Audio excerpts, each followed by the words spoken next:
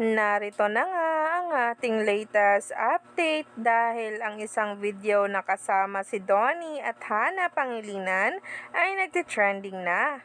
Ito daw pala yung naka-mute at walang audio na video kung saan ay pinakita na nga sa atin matapos ngang ilabas ang biglaan na latest single ni Donnie Pangilinan. Kaya naman marami nga talaga ang kinilig dahil dito. Patungkol nga rin kay Belle ang nasabing video kaya naman sabay-sabay nating tingnan.